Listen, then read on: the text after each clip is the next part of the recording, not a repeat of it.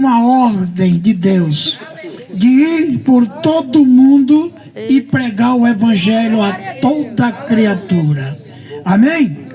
A palavra de Deus diz lá em Ezequiel, capítulo de número 3, versículo de número 17: eu te constituí como atalaia. Avisa. E aquilo que eu mandar você falar, tu fala. Louvado seja Deus.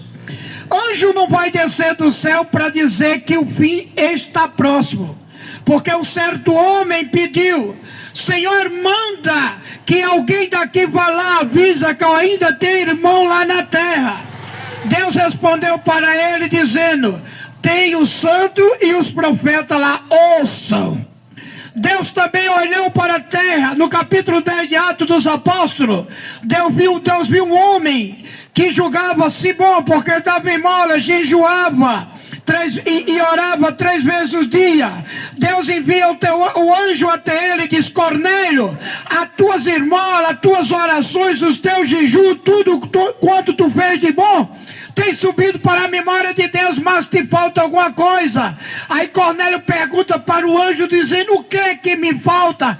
Ele diz: manda chamar Pedro, que está em Jope, que ele te dirá o que deve fazer. Mas anjo do céu não desce para dizer, irmão, que o fim está próximo. Louvado seja Deus, porque o próprio Jesus diz: tem os santos e os profetas, ouça. O versículo que eu citei nesta noite no livro de Ezequiel, capítulo 3, versículo 17, diz: eu te constituí como atalaia, avisa. Lá em Joel capítulo 2, louvado seja o nome de Jesus, a palavra está dizendo que o fim vem e está perto.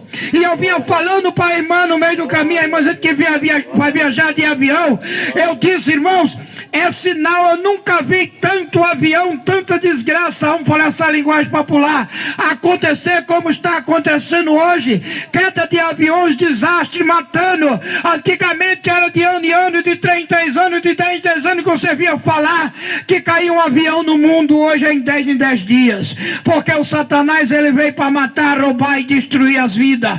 E com esta palavra, irmão, eu quero dizer que o profeta Joel diz que o fim está perto e que ele vem. Louvado seja Deus. Sofonias capítulo 1, versículo 17, também o profeta vai dizer lá que o grande dia do Senhor está perto, e esse dia vai ser um dia de alvoroço, de destruição, de densas trevas. As pessoas que se esquecerem de Deus, louvado seja Deus, diz a palavra de Deus, que a sua carne vai virar esterco e o seu sangue vai ser derramado como sangue, como água no meio da rua. E nesta noite eu quero dizer para você: se você quer ter vida, confessa Jesus como Salvador da sua alma, porque só Ele é o caminho, a verdade e a vida, disse Ele. Ninguém vai ao Pai a não ser por mim. Jesus não fez inferno para nós, para a sua criatura. O inferno foi criado para o diabo e seus anjos, louvado seja Deus.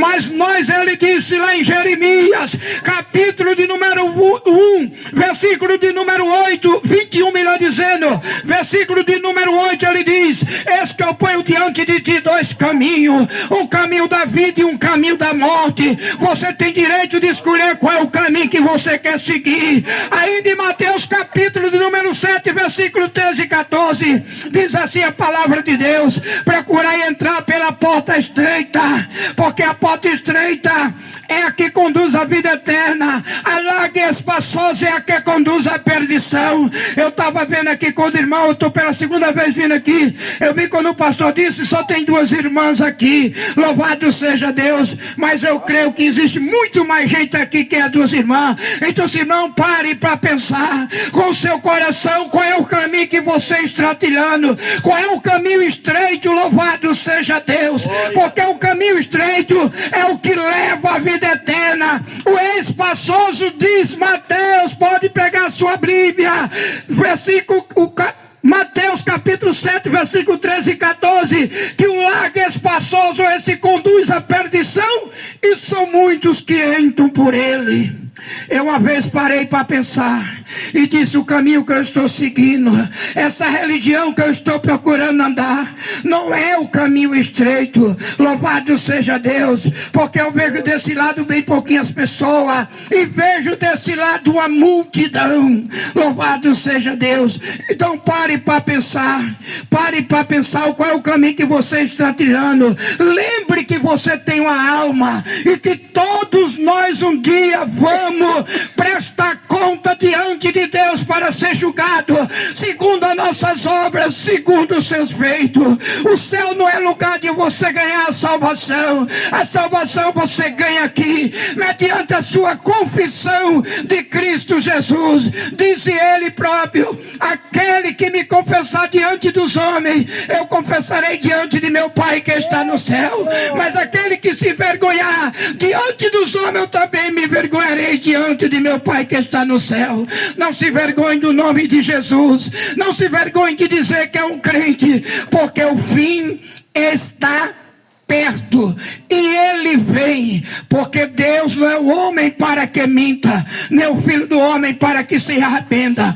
Porventura diria ele: não faria ou falaria e não confirmaria. Deus já destruiu uma vez com água, esse aqui vai destruir com fogo. Os sinais estão aí, mas Deus disse: Noé, avisa que o fim vem, que vai ser destruído. Noé avisou, zombavam dele, talvez diziam que ele era desocupado, talvez diga até com a gente, né, irmão? A gente se deslocar da colar pra cá, que nem eu já falei, batendo a cabeça e botando a mão pra forrar aqui, porque tava batendo minha cabeça dos pulos do carro. Mas estou aqui para cumprir a minha missão, dar de graça aquilo que de graça eu recebi, que é a salvação em Cristo Jesus. Amém? Para não ficar só nas minhas palavras, eu vou louvar a Deus, né, irmão? Estou um pouco rouco, mas dá em nome de Jesus. Esse irmão também conta a minha história, irmão. Eu pensava que tinha vida quando eu era apresentador